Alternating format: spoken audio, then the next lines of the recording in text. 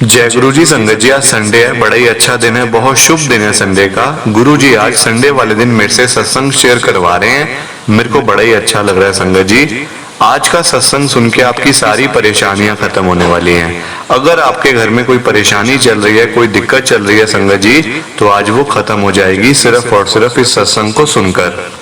सभी तरह की परेशानी, जैसे पैसों को लेकर दिक्कत, पैसों की परेशानी, फाइनेंशियल प्रॉब्लम अगर आपके घर में चल रही है, तो आज का ये स्पेशल सत्संग आपके लिए है। आप इस सत्संग को एक बार सुन लो। इस सत्संग को सुनने के बाद संगत जी आपकी परेशानी ऐसे खत्म होगी कि आपको पता भी नहीं चलेगा कि गुरु जी ने आपको कैसे ब्लेस कर दिया, आपके ऊपर कैसे कृपा कर दी। मेरी बात मान के संगत जी आप इस सत्संग को एक बार सुन लो। मेरी हाथ जोड़ के रिक्वेस्ट है आपसे, सत्संग को पूरा सुनना, ध्यान से सुनना, बीच में छोड़कर मत जाना संगत जी। और लाइक और शेयर करना तो मत भूलना, नीचे बटन आ रहे हैं। जय गुरु जी। आज हम सब दीपाली आंटी का सत्संग सुनेंगे। संगत जी मैं सत्संग को स्टार्ट कर रहा हूँ। मेरा नाम दीपाली है और मैं एक गुरु जी की संगत हूँ। संगत जी मैं दिल्ली के अंदर रहती हूँ। मेरे अंकल और मैं अक्सर बड़े मंदिर में हम लोग जाते रहते हैं। जब भी संगत जी गुरु जी का बुलावा आता है ना, मतलब जब भी हमें टाइम मिलता है, हम गुरु जी के पास पहुंच जाते हैं दर्शन करने के लिए बड़े मंदिर में। संगत जी मैं आपको एक बात बताती हूँ कि ना, हम मंडे का दिन था संगत जी, हम लोग जहाँ पे काम करते हैं संगत जी वहाँ मंडे को ऑफ होता है, तो हम लोग मंडे को गए गुरु जी के बड़े मंदिर में। तो जब हम संगत जी आने लगे ना, मतलब बड़े मंदिर से अपने घर आने लगे हम, तो जैसे हम संगत जी मतलब हमने गाड़ी में से, मेरे अंकल ने जैसी पार्किंग में से गाड़ी निकाली बाहर हम टी पॉइंट पे आए संगत जी। आप सबको पता होगा टी पॉइंट है बाहर, वहां पे आए संगत जी।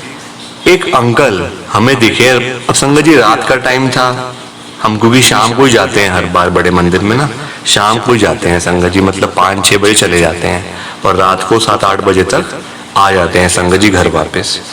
तो संगत जी रात हो गई थी, अंधेरा था, मतलब वहां हम क्या देखते हैं टी पॉइंट पे संगत जी, आप ध्यान से सुनना इस बात को और प्लीज सत्संग को लाइक करते जाइए, शेयर करते जाइए, नीचे बटन आ रहे हैं। अब क्या हुआ है संगत जी, जैसे मेरे अंकल ने पार्किंग में से गाड़ी निकाली है और हम टी पॉइंट तक आए हैं, वहां 1-2 गाड़ियां खड़ी हुई थी संगत की, मतलब वो आगे जा रही थी, तो थोड़ा सा संगत जी रश सा हो गया था, मतलब ना थोड़ा सा जैम सा लग गया था। तो हमने संगत जी गाड़ी साइड पे लगा दी। मेरे अंकल ने कि चलो हो सकता है अभी 2 मिनट बाद फिर मतलब चले जाएंगे आगे, अभी आगे संगत है। तो वो कुछ संगत उतर रहे थे, कुछ चढ़ रहे थे गाड़ियों में अपनी अपनी संगत जी, तो इसलिए हम रुक गए।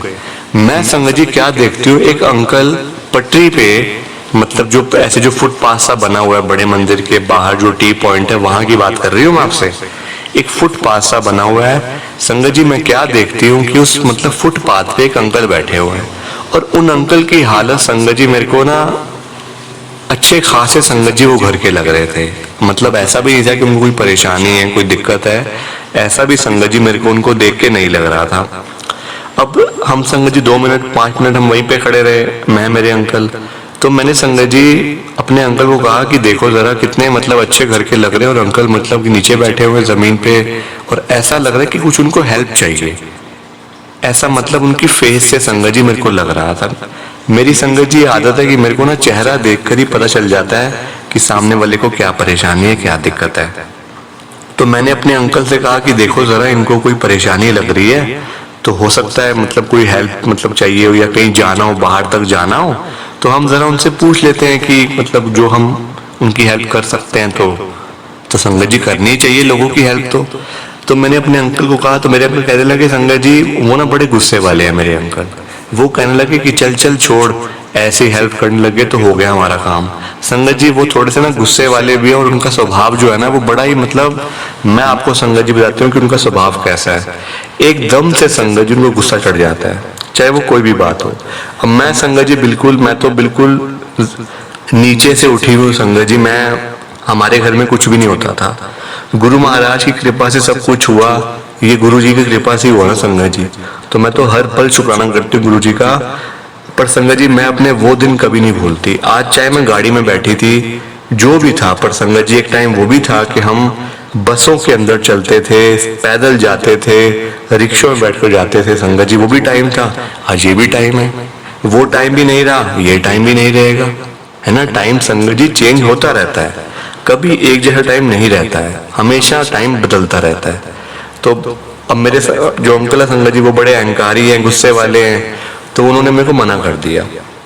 अब संगत जी हम आगे चले, मतलब और उन्होंने संगत जी देखा भी नहीं उन अंकल को, मतलब मैंने सिर्फ कहा ही था। अब वो आगे संगत जी वो देख रहे थे, मतलब कि मतलब जो गाड़ियां हटे तो हम जाएं, मतलब हम निकलें, तो उन्होंने संगत जी देखा भी नहीं उन अंकल की तरफ, मैं तो उन्हीं को देख रही थी बस। तो मैं भी संगत जी फिर चुप करके कि चलो अब क्या मतलब की लड़ाई हो जाएगी, गुस्सा करेंगे, तो चलो कोई बात नहीं।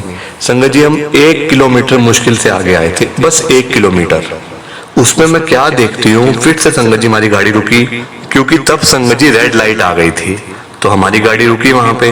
रेड लाइट पे संगत जी मैं क्या देखती हूँ, वही अंकल वहां पे फुटपाथ पे बैठे हुए, वही सेम संगत जी। रात का टाइम था, मेरी आंखें मेरे को धोखा नहीं दे सकती, रात का टाइम था, वही अंकल वहां बैठे हुए जो पीछे बैठे हुए थे टी पॉइंट के ऊपर बड़े मंदिर में।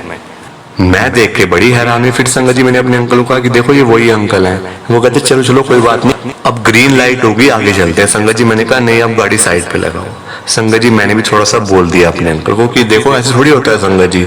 अब मैंने उन अंकल को पीछे भी देखा, अब फिर देखा कि वो एकदम से संगत जी, तब मेरा दिमाग नहीं चला, तब मेरे दिमाग में संगत जी बातें आई नहीं कि वो एकदम से हमसे पहले वो बैठे हुए हैं, हमारे बाद भी वो बैठे हुए थे पीछे, और हमसे पहले पहुंचने से पहले 1 किलोमीटर के बाद वो आगे बैठे हुए हैं। ऐसा कैसे हो सकता है संगत जी? ऐसी बातें दिमाग में ना उस समय नहीं आती संगत जी, एकदम से बातें आती नहीं है दिमाग में, दिमाग तो बाद में चलता है, दिमाग बाद में चलता है संगत जी। गुरु जी के पास जाते हुए दिमाग नहीं चलाना चाहिए, बिल्कुल भी ना चलता है ना चलाना चाहिए। अब क्या हुआ कि मैंने अपने अंकल को कहा कि आप गाड़ी साइड पे लगाओ। संगत जी मैं मतलब गाड़ी से उतरी, मेरे अंकल गाड़ी में बैठे रहे, वो बोल रहे थे अब लेट हो जाएगा, घर में बच्चे वेट कर रहे हैं। अब बच्चे संगत जी देखो, बच्चे तो ठीक है वो तो घर बैठे हैं आराम से, पर संगत जी मेरे को था कि मैं इन अंकल से जरूर बात करूंगी, कोई अगर उनको हेल्प चाहिए होगी तो वो भी मैं करूंगी। ऐसी क्या बात है संगत जी, सब कुछ गुरु जी का दिया हुआ है ना। तो मैं उतरी संगत जी, मेरे अंकल तो बोल ही रहे थे बस ऐसी संगत जी उल्टा सीधा बोल रहे थे। अब मैं उतरी गाड़ी से, मैं संगत जी उन अंकल के पास गई, वो अंकल मेरे को ही देख के ना हंस रहे थे संगत जी वो देख के। अब मैं भी संगत जी हंस पड़ी कि अंकल, मैंने उनसे पूछा अंकल क्या बात, आप पीछे भी वहां बैठे हुए थे अब यहाँ पे भी, ऐसा कि मतलब आपको कोई हेल्प चाहिए, आपको कहीं जाना है तो हम आपको छोड़ देते हैं, हम बाहर तक जा ही रहे हैं, आपको छोड़ देंगे, या आपको कोई हेल्प चाहिए तो आप मेरे को बताओ।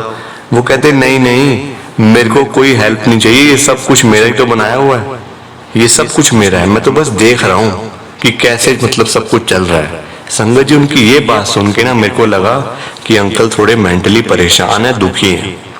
उनकी बात सुन के संगत जी, क्योंकि वो ना बड़े गुस्से में कह रहे थे ये बात कि मैं तो सब कुछ देखने के लिए आया हूँ कि सब कैसा चल रहा है, ये सब मेरा ही है, ये सब सड़कें मेरी हैं, ये सब। संगत जी पीछे ना एक शोरूम बना हुआ था, गाड़ियों का शोरूम था एक पीछे, वो कहते ये भी मेरा है, सामने भी मेरा है, यहाँ पे भी मेरा, वो भी मेरा, ये सारी गाड़ियां मेरी हैं। संगत जी मुझे लगा, मेरे अंकल भी कह रहे थे कि उनको मेंटली दिक्कत है, तू आ जा जल्दी चलें, बच्चे वेट कर रहे हैं घर पे, बच्चे बोल रहे होंगे। संगत जी मैंने भी फिर उनको संगत जी वहीं पे ऐसे प्रणाम किया, मैं संगत जी अपनी गाड़ी में बैठ के आ गया। घर आके संगत जी मैंने जब अपनी मम्मी से ये बात बताई ना, तो मेरी मम्मी मेरे को कहती है वो गुरुजी थे। क्योंकि संगत जी देखो, मैं पहली बात आपके साथ ये शेयर करना चाहती हूँ कि वो पीछे बैठे हुए थे टी पॉइंट पे, मतलब फुटपाथ पे।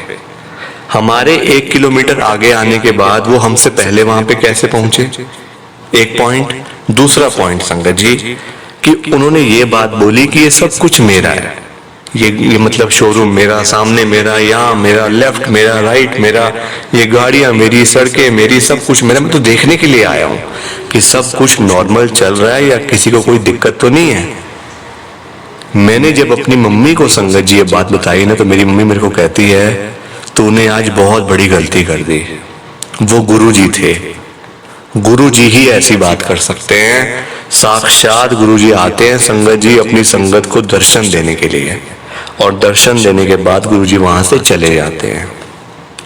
पर तब संगत जी देखो, मैंने गुरु जी को देख तो लिया ना, मेरे अंकल ने गुरु जी को देखा भी नहीं।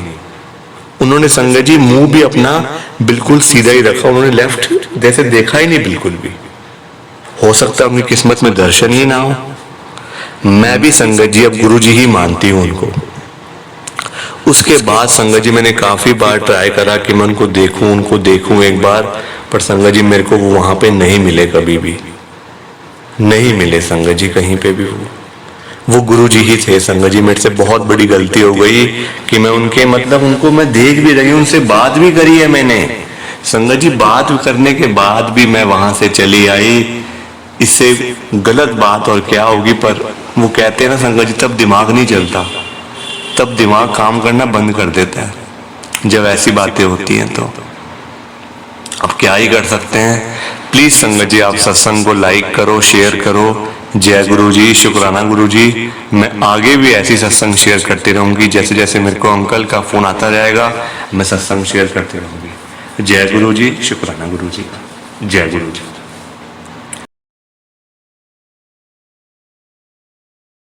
संगत जी सत्संग अच्छा लगा तो लाइक करें, शेयर करें और ब्लेसिंग ऑलवेज गुरुजी चैनल के साथ में ही जुड़े रहिए, ताकि आपको गुरुजी के नए नए सत्संग सुनने को मिल सकें। जय गुरु जी संगत जी।